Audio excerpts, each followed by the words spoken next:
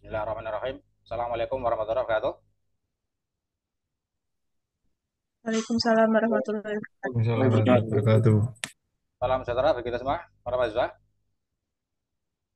Kita melanjutkan puji syukur kehadirat Allah Subhanahu wa taala, Tuhan Yang Maha Kuasa. Hari ini kita dalam kondisi sehat walafiat dan kita akan menyelenggarakan seminar proposal penelitian program studi pendidikan sejarah kita sebagai Madiun tahun 2024. Dan seperti sudah kita agendakan, eh, seminar kali ini secara teknis sudah saya sampaikan ya, sehingga pada kesempatan ini langsung kita eh, laksanakan saja.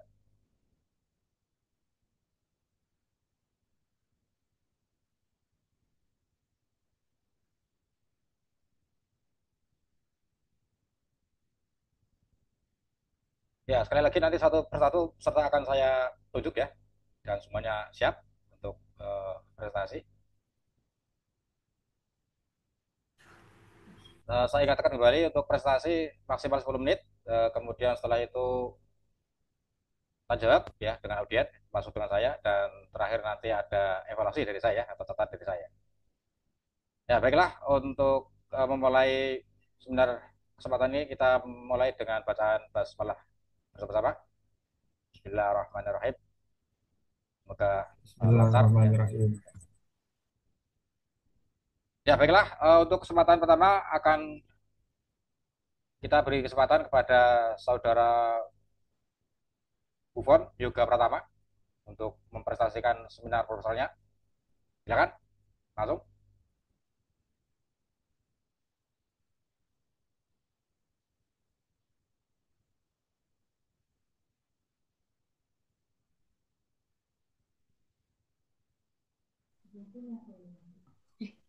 Aduh, putih-putih.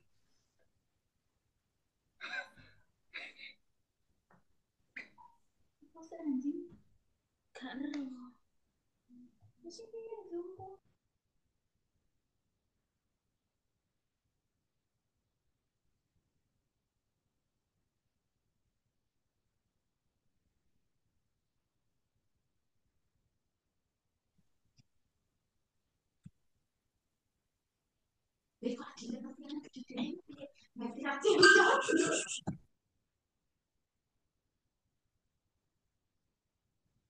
Ya, silakan, saudara Buffon.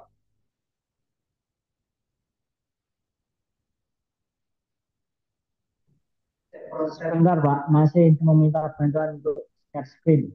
Oke.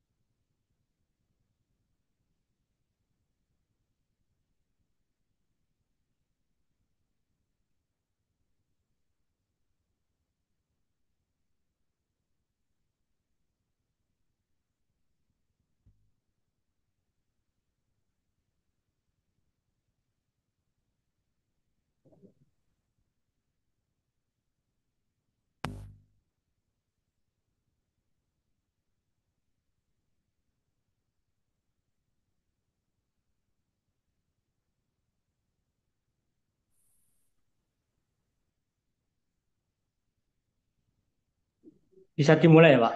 Ya, silakan. Baik, sebelumnya Assalamualaikum warahmatullahi wabarakatuh. Waalaikumsalam Di warahmatullahi sini wabarakatuh. Waalaikumsalam saya warahmatullahi wabarakatuh. di sini saya akan mempresentasikan mengenai hasil proposal penelitian saya. Bisa dilanjut? yaitu judulnya adalah Implementasi Filosofi Pendidikan Ki Hajar Dewantara dalam Pembelajaran Sejarah di SMAN 1 Kedunggalar tahun 2024. Nah, kemudian ini ada latar belakang masalahnya. Jadi konsep pendidikan Ki Hajar Dewantara itu dilaksanakan menurut Among System, yaitu sistem yang berjiwa kekeluargaan dan berlandaskan pada dua prinsip, yaitu kodrat dan kemerdekaan. Nah, sistem Among System ini diterapkan di Taman Siswa ya, yaitu sekolah yang didirikan oleh Ki Hajar Dewantara. Nah, konsep sistem Among ini sangat penting untuk dilaksanakan. Pendidikan pada dasarnya tidak harus memaksa, tetapi juga harus membiarkan anak-anak berkembang dengan bebas. Nah, ini ada juga 3 trilogi dari Ki Hajar Dewantara, yaitu Ing Ngarsa Sung Tulodo, yaitu di depan memberi contoh. Jadi di sini guru itu memberi contoh dalam hal pemikiran atau lain sebagainya.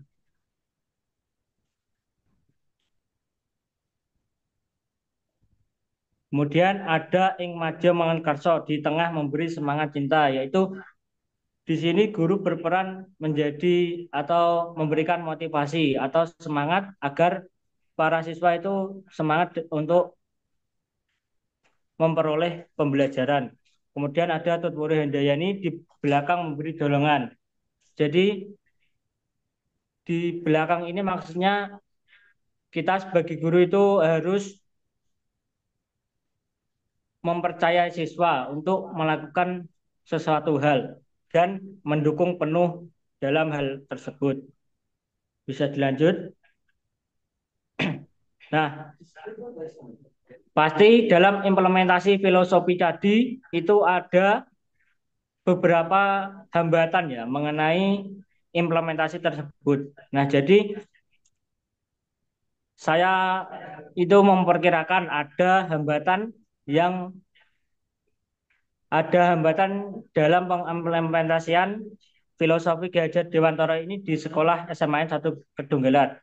Nah, hal itu dibuktikan atau bisa saya itu mewawancarai untuk siswa dari SMAN 1 Kedunggalar ini, di mana ada tetangga saya yang bersekolah di sana. Saya itu mewawancarai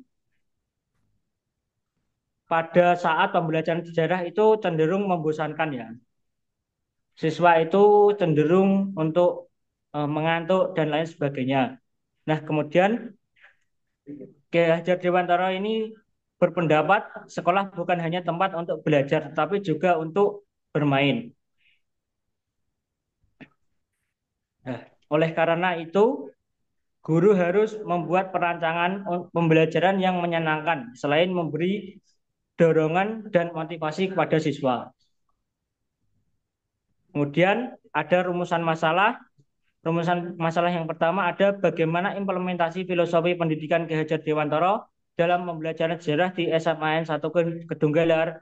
Kemudian yang kedua ada bagaimana relevansi dari implementasi filosofi pendidikan Ki Hajar Dewantara ini. Yang ketiga ada bagaimana hambatan dan solusi dari implementasi filosofi pendidikan Ki Hajar Dewantara dalam pembelajaran sejarah. Nah, tujuan dari penelitian ini adalah seperti tadi untuk menjawab dari rumusan masalah, yaitu untuk mengetahui implementasi filosofi pendidikan Ki Hajar Dewantara dalam pembelajaran sejarah di SMAN 1 Kedunggalar tahun 2024. Yang kedua, untuk menganalisis bagaimana relevansi dari implementasi filosofi pendidikan Ki Hajar Dewantara dalam pembelajaran sejarah. Yang ketiga itu ada untuk mengetahui hambatan dan solusi dari implementasi filosofi pendidikan Ki Hajar Dewantara dalam pembelajaran sejarah di SMAN 1 Kedunggalar tahun 2024. Kemudian lanjut ke manfaat penelitian, yaitu ada manfaat praktis. Manfaat praktis itu ada manfaat untuk sekolah, guru, dan siswa. Untuk sekolah itu penelitian ini dapat membantu sekolah SMA 1 Kedunggelar untuk meningkatkan kualitas pembelajaran sejarah. Kemudian untuk gurunya bisa menjadi sumber atau referensi, serta menjadi masukan bagi guru untuk memahami bagaimana mengimplementasikan filosofi Ki Hajar Dewantara ini. Kemudian untuk siswa diharapkan untuk meningkatkan motivasi belajar mereka dalam pembelajaran yang lebih interaktif dan relevan dengan nilai-nilai pendidikan Ki Hajar Dewantara. Kemudian ada manfaat teoritis, yaitu menghasilkan kajian ilmiah dan dapat dijadikan referensi untuk penelitian berikutnya. Kemudian ke bab 2 ada tinjauan pustaka, yaitu isinya kajian teori, penelitian relevan, dan kerangka berpikir. Nah, kajian teori ada 5 kajian teori di sini. Saya mengambil implementasi, guru, siswa, filosofi pendidikan Ki Hajar Dewantara, dan pembelajaran sejarah. Implementasi di sini adalah proses pelaksanaan atau penerapan suatu rencana kebijakan atau sistem ke dalam tindakan nyata. Bisa juga langkah-langkah tepat yang diambil untuk memastikan bahwa apa yang telah direncanakan dapat berjalan sesuai dengan tujuan yang telah ditetapkan. Kemudian guru adalah individu yang bertugas mengajar dan membimbing siswa di institusi pendidikan. Mereka bertanggung jawab untuk menyampaikan pengetahuan, mengembangkan keterampilan siswa, dan membantu membentuk karakter serta nilai-nilai moral. Yang ketiga itu ada siswa, warga negara, atau seseorang yang sedang belajar atau menuntut ilmu di institusi dengan tujuan memperoleh pengetahuan, keterampilan, dan kompetensi tertentu. Kemudian ada filosofi pendidikan Ki Hajar Dewantara, filosofi yang menekankan pendidikan menyeluruh dan berpusat pada siswa dengan sembunyian ingat sosong tulodo tadi, ing madya mangan kasar, dan tutwuri Handayani tadi. Yang kelima ada pembelajaran sejarah, segala kelengkapan yang dapat digunakan untuk memperoleh ilmu pengetahuan dan keterampilan tentang suatu topik atau subjek tertentu, khususnya di bidang sejarah. Lanjut Ya langsung Mas. ke Dilewati saja untuk penelitian yang relevan. Itu ada penelitian dari langsung bab 3. Langsung bab 3 ya, Pak. Nah, ini. Jadi bab 3 ini ada jenis metode penelitian, sumber dan teknik pengumpulan data, teknik analisis, serta prosedur penelitian. Nah, jadi saya menggunakan metode kualitatif deskriptif. Jenis penelitian ini adalah jenis penelitian ini dipilih untuk dimaksudkan untuk memahami gambaran yang dialami oleh subjek penelitian yang meliputi profil kegiatan dan implementasi filosofi Ki Hajar Dewantara dengan cara deskriptif, dengan bentuk kata-kata dalam bahasa pada suatu konteks tertentu yang alamiah dan memanfaatkan berbagai metode ilmiah. Kemudian sumber datanya ada sumber data primer berupa wawancara langsung pada guru sejarah dan peserta didik. Kemudian sumber data sekunder berupa dokumen profil guru sejarah dan peserta didik. Tingkat pemahaman guru mengenai filosofi Ki Hajar Dewantara ini dan foto-foto saat penelitian yang mendokumentasikan pembelajaran. Kemudian ada teknik pengumpulan datanya, yaitu wawancara. Yang pertama itu ada wawancara terhadap guru sejarah dan siswa SMA 1 Kedunggelar yang khususnya itu jurusannya IPS. Kemudian melakukan observasi atau pengamatan langsung terhadap proses pembelajaran sejarah di SMA tersebut. Selain itu ada juga dokumentasi selama penelitian berlangsung. Kemudian ada teknik analisis data, itu ada reduksi data. Jadi peneliti menyeleksi dan mengumpulkan semua data yang relevan. Kemudian diringkas agar mudah dipahami. Penyajian data adalah mengemas, kemudian ada penyajian data. Mengemas data sedemikian rupa agar lebih mudah, yang tidak relevan bisa dibuang. Kemudian penarikan kesimpulan. Peneliti menarik sebuah kesimpulan dari data-data yang sudah ditemukan sebelumnya di lapangan. Kemudian prosedur penelitian, tahap persiapan dengan penyusunan judul dan meminta izin kepada sekolah. Kemudian dilanjut tahap penelitian, yaitu peneliti langsung terjun ke lapangan, kemudian mengerjakan data hasil observasi dan wawancara yang kemudian dilakukan validasi data menggunakan triangulasi sumber dan analisis sumber. Kemudian tahap laporan dengan penarikan kesimpulan serta menyusun laporan penelitian. Mungkin itu saja, apabila ada yang ditanyakan bisa. Ya, terima kasih Saudara Bubon atas presentasinya. Silakan para peserta yang lain yang akan mengajukan pertanyaan atau memberi masukan, saran.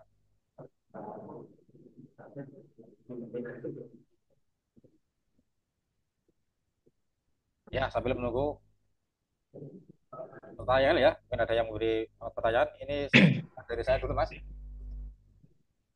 Ya, ini topik yang menarik ya, tentang filosofi pendidikan Ki Hajar Dewantara ya. Ini pernah diangkat jadi topik penelitian di S3 UNS, Ilmu Pendidikan, sekitar tahun 2018 itu ya, topik dissertasi. Dan promotornya senang sekali karena ada mahasiswa S3 waktu yang mengangkat tentang tema filosofi pendidikan Ki Hajar Dewantara, karena memang sudah jarang ya, atau ya sudah lama banyak yang tidak mengkaji itu, dan ya sangat sekali ya guru besarnya waktu itu. Topiknya hampir sama, dan waktu itu masih menggunakan kurikulum 2017 ya, karena tahun 2018, dan sekarang sudah kurikulum merdeka, tentu sudah berbeda kondisinya ya, sehingga implementasinya juga akan memiliki nuansa yang berbeda. Nah, sehingga ini sekalipun ada secara topik ada kesamaan ya dengan disertasi di S3 UNS Ilmu Pendidikan, namun karena situasi zaman, situasi sudah berbeda ya, ini tetap aktual ya untuk hari ini ya. Dan saya kira tepat ini secara topik, yaitu bagaimana implementasi ya filosofi pendidikan Ki Hajar Dewantara di SMA Negeri Dungaran. Nah, pertanyaan saya adalah,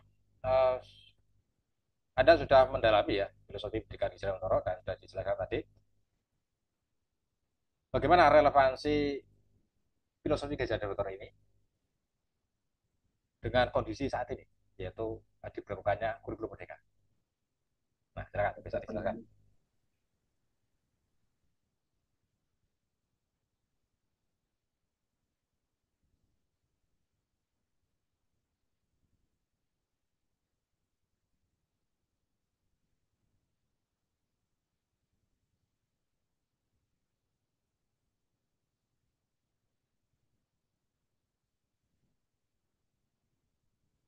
Ya, bisa dinyalakan mikrofonnya.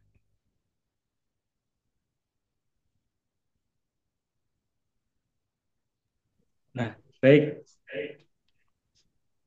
Menurut saya, kalau relevansi filosofi Ki Hajar Dewantara ini pada zaman sekarang itu sangat penting untuk diterapkan dalam pembelajaran di sekolah. Itu karena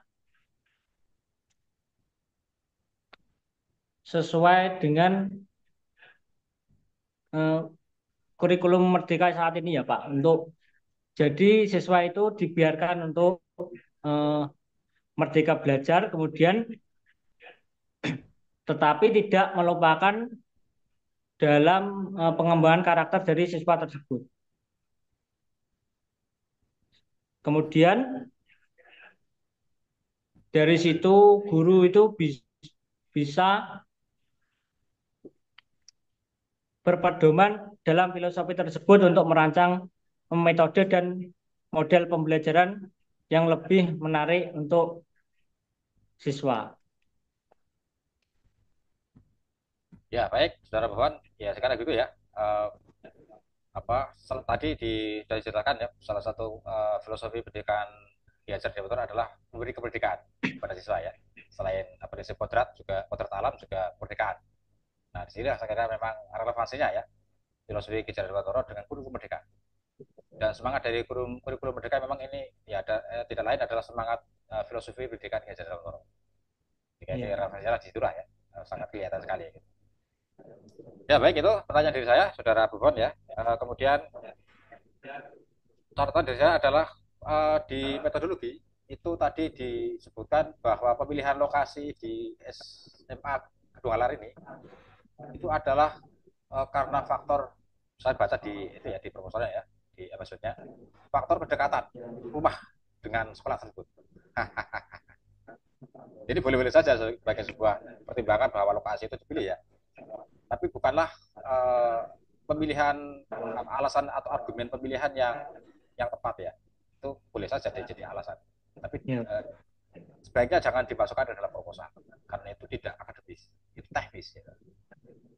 Nah, sehingga yang penting tadi sudah ada sebenarnya di naskah ya, yaitu bahwa mengapa memilih SMA negeri ini, Kedongalan ini, karena di situ berdasarkan survei pendahuluan tadi ya, melalui wawancara dengan siswa, memang sudah diterapkan kurikulum merdeka dan siswa mengalami apa ya, ya tadi mungkin ada semacam hambatan kendala gitu ya.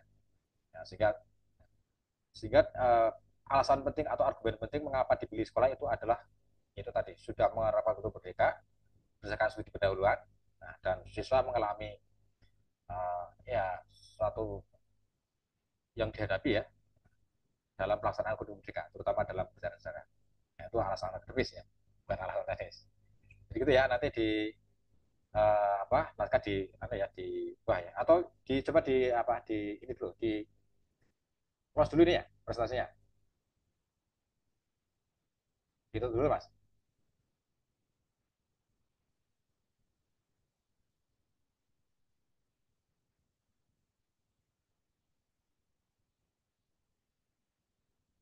Ya sambil menutup proses menutup ya ini saya tambahkan lagi secara umum ini naskahnya sudah lengkap saya kira ya, unsur-unsurnya sudah lengkap semua. Kemudian eh, yang perlu diperbaiki adalah kutipan. Kutipan sebaiknya menggunakan aplikasi modeling. Nah, itu akan lebih bagus lagi, akan lebih mudah untuk menyusun daftar pusakanya nanti ya, tidak perlu mengetik lagi, tinggal klik nanti semua otomatis sudah masuk semua daftar pusaka yang diketik dalam naskah. Kemudian masukan saya berikutnya adalah ya karena ini eranya adalah kurikulum merdeka ya, yang berlaku adalah kurikulum merdeka, maka sebaiknya nanti di dalam judul itu dimasukkan ini kurikulum merdeka. Jadi implementasi filosofi pendidikan Ki Toro pada mata pelajaran sejarah kurikulum merdeka di SMA Negeri Kedunganan. Nah, itu saya kira lebih aktual sekarang ya, karena yang berlaku sekarang adalah kurikulum merdeka. Ya, sekarang ini uh, menurut saya bisa dilanjutkan ya untuk menjadi sebuah skripsi ya, karena semua unsur sudah lengkap dan tinggal mendapatkan variabel kurikulum merdeka dan alasan-alasan tadi dihilangkan. Gitu Mas? Ya, baiklah. Ada tambahan dari Baik. peserta lain?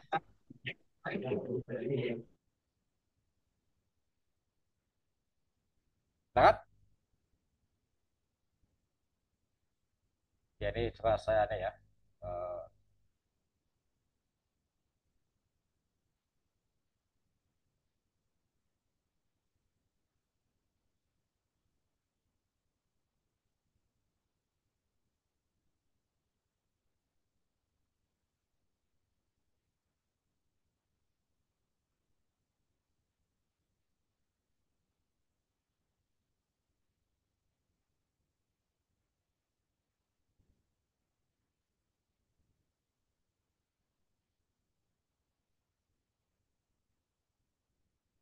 ya, jadi nanti kira-kira judulnya adalah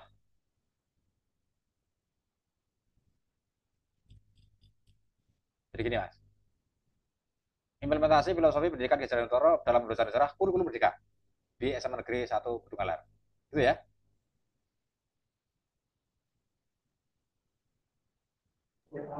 Baik, Pak. Ya, terima kasih Saudara Buffon. Sudah selesai ya seminar Anda ya. Selamat sudah bisa sudah apa menjalankan seminar hari ini ya. Silakan bisa ditutup. Baik, terima kasih atas perhatiannya. Sekian dari saya. Wassalamualaikum warahmatullahi wabarakatuh. Waalaikumsalam warahmatullahi wabarakatuh. Ya, baiklah para peserta, ini waktu kita tinggal 1 menit ya. Nanti join lagi ya, karena ini Zoom gratisannya. Baik, Waktu Pak. 8 menit. Uh, Nanti setelah ini adalah saudari Elsa Sintamati ya, dipersiapkan PPT-nya. Dan nanti begitu kita masuk join lagi sudah apa siap langsung prestasi ya.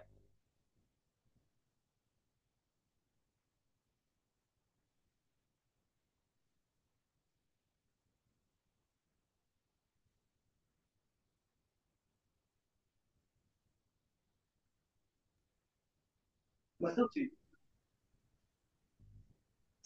Iya betul saya.